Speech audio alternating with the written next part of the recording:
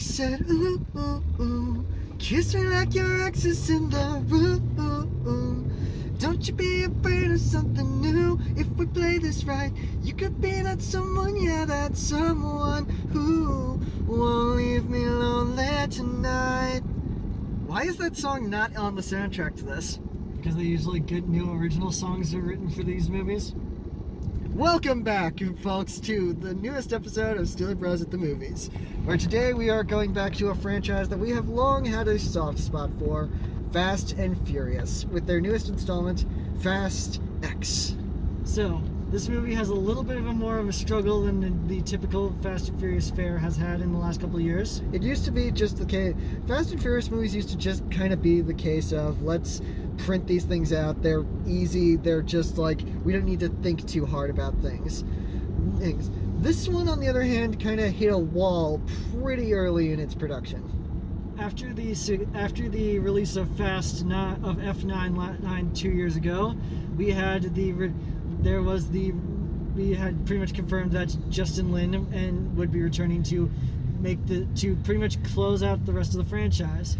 Then about 2 days into filming, that stopped being the thing. There's a lot of reports about what happened immediately in filming. Rumors had it that during that initial week of production, Vin Diesel was showing up late and out of shape and just kind of making it a little difficult. And at a certain point, Justin Lin said, "Fuck it, my mental health is way more important than this movie."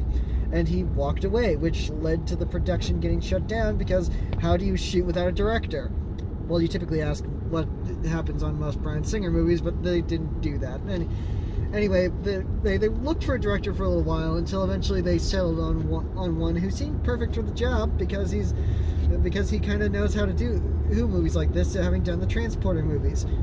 Louis Leterrier, a French director, primarily known for Transporter 2, Now You See Me, The Incredible Hulk, and the Dark Crystal series on Netflix, which oh fuck, we're doing this again. Wait, fuck yeah, we're doing this again. I blame all of you people. You needed to watch it. It was awesome. But essentially, Louis Leterrier seems like a perfect fit for a Fast and Furious movie, just simply because of Transporter 2, which is the only Transporter movie we've seen most of. Yes. Which, that was the one where Jason Statham had to take care of a kid. Anyway, that was the thing that movies did, that action movies did in that era. Oh, this one does that too. Oh, kind of. But yeah, once things got back on track, we just kind of everything just seemed to kind of roll along. Obviously, a new director meant things had to change, but I guess in this particular case, they used as much of Justin Lin's pre-production as they could get away with without having to credit him as the final director. He is still obviously a producer and co-writer on the film, but we have as well as the fact that there were a bunch of actors already signed on and everything. So we have the returns of Vin Diesel, Tyrese Gibson, Ludacris, Michelle Rodriguez,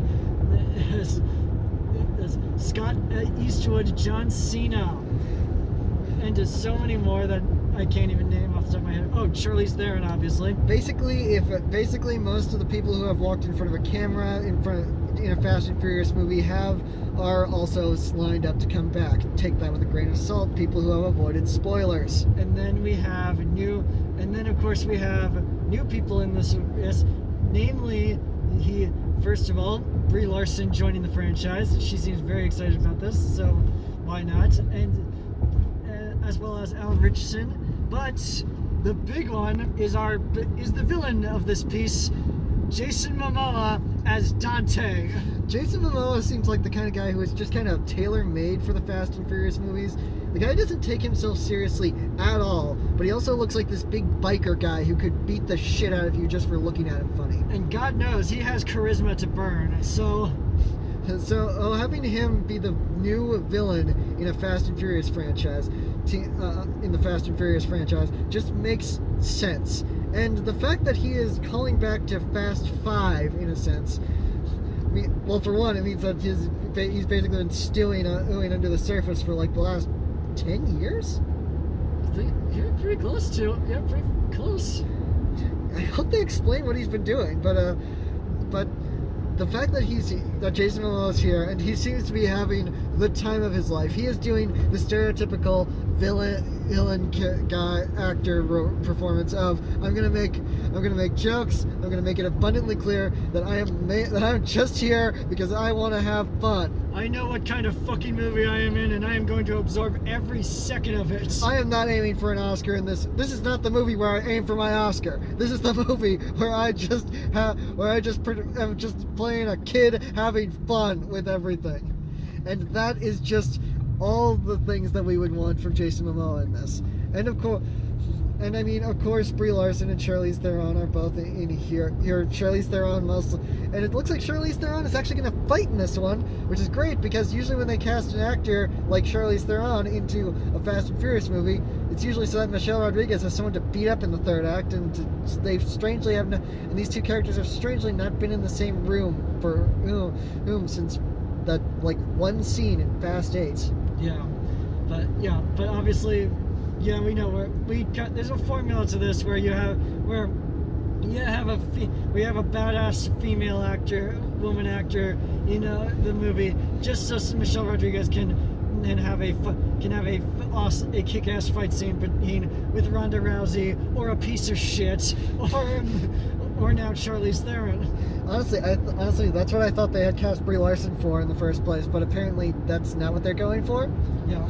But this seems like it's going to be another fun movie in the Fast and Furious franchise. It looks very much like another case of if you like and get the Fast and Furious movies, you're going to like and get this movie. But if you're one of those people who never liked the Fast and Furious movies, never found joy in the ridiculousness of these movies, then you're probably not. Then why are you going to see the 10th installment of this? One obvious thing that you can take away from this is that they've gotten the most ridiculous they could possibly get out of the way in the last movie, so we can kind of rein it back. Now they're going to kind of rein it back for the rest of the franchise, for the rest of the main franchise. I don't know. I'm still kind of hoping that one day we'll actually get them into space for more than just one scene and actually be able to do full-on ridiculousness. I know that they want to pretend that there's some kind of logic to this, but this movie has cyborgs in it. People have been legitimately killed off and brought back on the whims of the screenwriters. This is a franchise that started out as just street racers stealing DVD players out of convoys, and now there's fucking cyborgs and death fake outs. The fact that we have not at any point revealed that Charlize Theron is an alien or anything like that just shows that this movie needs to go crazier. There's room for it. Yeah. Anyway, I think there's no more for us to say right now, without actually seeing the movie. So, I guess we'll see you after the jump. Yep. It's funny, if I had a nickel for every time Michelle Rodriguez was in a group that's kind of a found family and had to rescue her surrogate child who she has with a guy who has with another guy who's in a superhero movie, I'd have 2 nickels, which isn't weird, which isn't a lot, but it's weird that it happened twice in the same year. Yeah, within 2 months of each other. But this was pretty freaking great. Yeah, I don't think it's as good as the top tier Fast and Furious movies we've been seeing, which is a weird thing to say about Fast and Furious movies.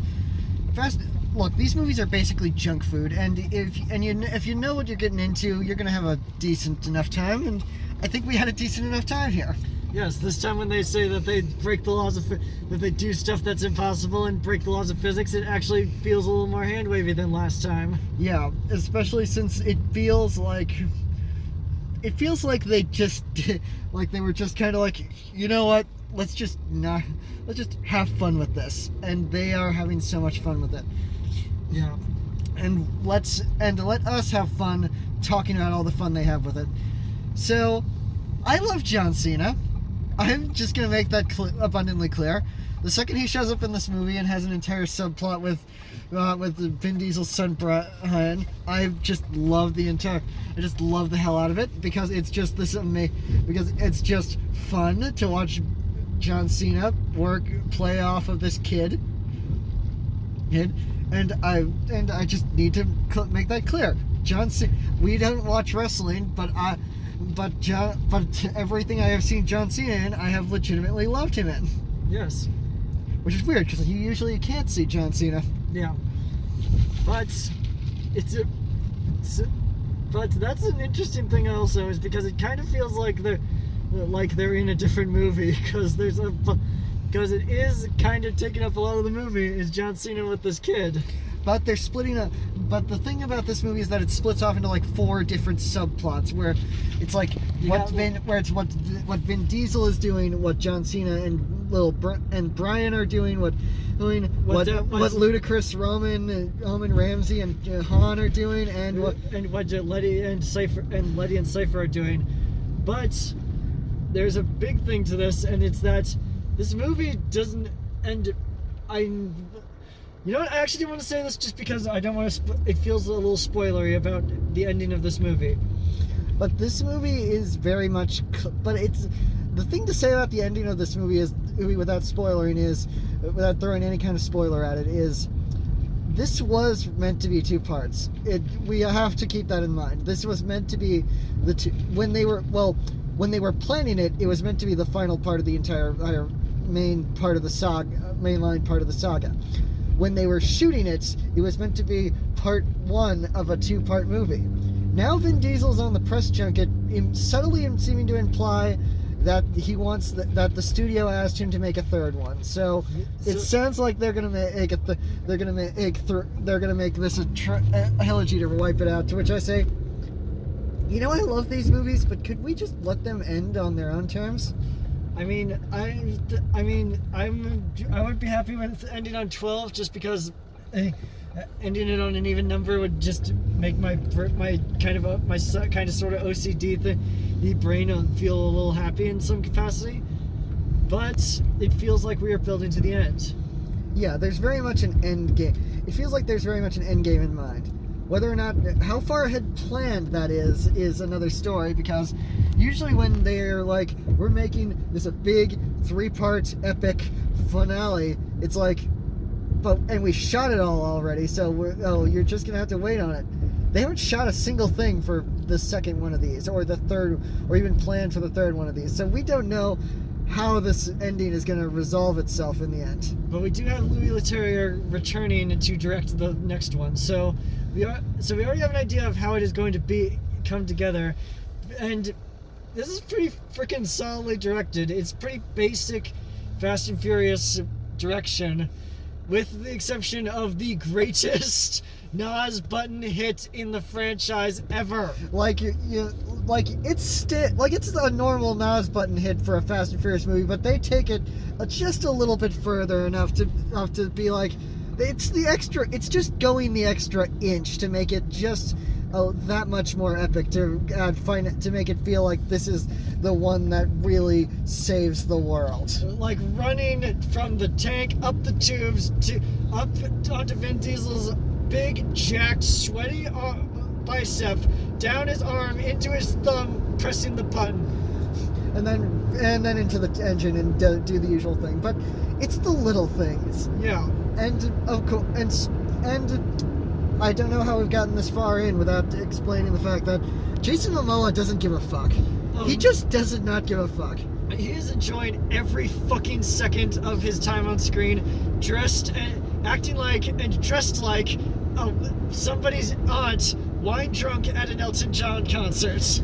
I don't think Jason Momoa has any problem with the way that he is playing this character, because this is the closest he will ever get to playing the Joker. Yeah. He's just so nuts. And once again, he does not give a fuck. He will do whatever.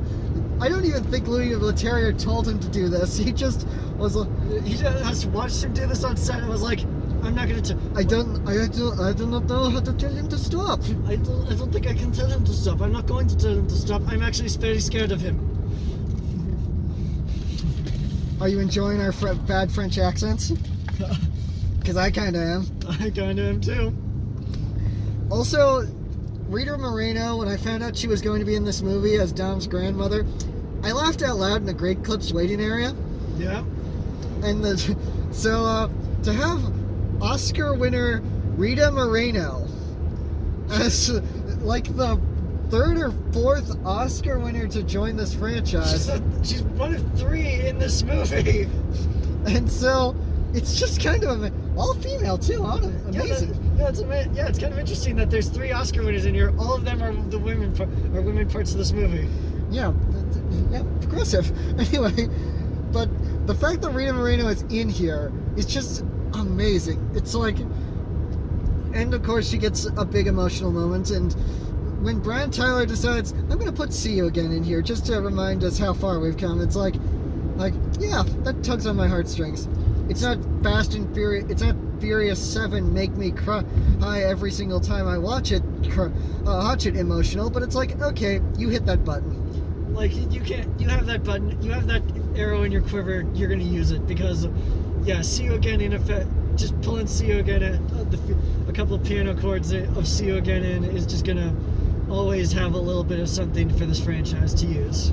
And, yeah. Other than that, everybody's just basically turning in the same performances they always have. Tyrese is just basically quipping like mad. It's basically all he's good for. Or there's a couple cameos that we haven't really gotten into the advertisements. Daniela Melchior, who we've known from the Suicide Squad and Guardians 3, is in this, plays a somewhat kind of big-ish, smallish parts. She'll probably, if she's coming back, she's going to be a bigger role in this. They said Michael Rooker was in this, but I didn't see him anyway. No, I don't think he was in the. No, I don't know if he was in this one yet. I don't know. Anyway, but and then a couple more cameos that we dare not spoil, because there's one hilarious cameo and 2 holy fuck they're going there cameos. And yeah, I mean, once again, everybody's doing fine. I don't know what they're going to do next. Scott Eastwood is weirdly gone after a certain point. Like, they don't even mention the fact that he's gone. Like, he shows up at the beginning, disappears. Don't even mention that he's gone. They mentioned him. They mentioned him once, but they kind of just kind of offhandedly get rid of him. And Alan Richardson, and it's just basically there so that Raphael from the Ninja Turtles and Turtles, Aquaman, and Groot and Ratcatcher can all be on the same scene with Captain Marvel. Yeah. So many comic book people. Oh, and that guy from. Oh, and I guess that guy from Morbius, that cop from Morbius. We didn't see Morbius. We didn't see Morbius, but Tyrese was in it, so we're just gonna try to find a connection there. But yeah, when it comes to the Fast and Furious movies, I think if it just basically does the bare bones Fast and Furious stuff, the gigantic hip hop stuff, the weird out of place race stuff, the physics defying explosions and things like that. Vin Diesel drags helicopters in this, which they technically already did in Hobbs and Shaw, but that's not even the crazy, and that's not even the top 10 on the list of top 10 craziest things to happen in this movie. But as long as it does the typical Fast and Furious things, we are pretty much established to be at least happy with it, and I'm happy with this. I'm hoping they can get the next one out sooner rather than later, because I need to get to the resolution to this story. I mean, yeah. Once again, fastx is another fun ride for the Fast and Furious franchise. I think this one might be it might be on par with the last one, but once again, I think it might be a little better than the last one, just because the last one was fine. It just felt like it went a little too self-reliant and everything. Yeah, self-aware and everything. Like, you're winking a little too hard at the audience that time. So they kind of maybe learned from the feedback they got from the last criticisms that they got from the last one, and dialed it back a little bit. I think my favorite from the mainline franchise is still going to be D6, and my favorite overall is still going to be Hobbs and Shaw. Yeah. Which not to crap all over everything that's come since. It's just that 6 felt like the most complete one, and Hobbs and Shaw felt like the epitome of what can we do with this this weird franchise that's basically a comic book. It's basically a superhero movie without the comic book references. Yeah. And now with that we can continue to move forward with this franchise, and Yeah, it's gonna be interesting. We keep getting bigger and bigger stuff happening. This feels like the biggest movie that we've seen made in the COVID era. Yeah, because it feels like they just they've kind of built everything. It feels like they just were kind of in an era of COVID movies where these massive movies still feel like they were made smaller because they obviously couldn't make massive movies for a while. Like gigantic crowd scenes for the first time in a long time, and big stunts. And our assumption that it feels like these, and the assumption, and hopefully they were safe when they did stuff like this. Hopefully there weren't like anti-vaxxers on the crew that were in the cast and crew that were like, no, I'm not going to put on a mask, I'm not going to test it or anything like that. Hopefully, but it feels like we're finally getting back to the point where we can make big movies again after so long of just everybody's masked up. We have to have as little crew around as possible. We can't have massive crowds. We can't have the actors interacting so closely together for a lot of it. It just feels like we're finding a place where we can actually make movies again the way that they were in the before times again, and that feels good. So I think that's it. Yep. fastx is another fun entry in this very fun franchise. And I think it's just, if you like the Fast and Furious movies, you're going to have a good time. If you don't like the Fast and Furious movies, you're probably not going to have a good time. If you're indifferent to the Fast and Furious movies, I don't know what to tell you. I have no idea what your mindset is would be like on a movie like this. Yeah. But be sure to like this video, subscribe to this channel, leave in the comments what you thought of fastx, and don't forget to tune in next time when... This is going to sound wrong no matter what way I phrase it, so I'm just going to rip the Band-Aid off. Darling, it's better down where it's wetter. Bye. Bye.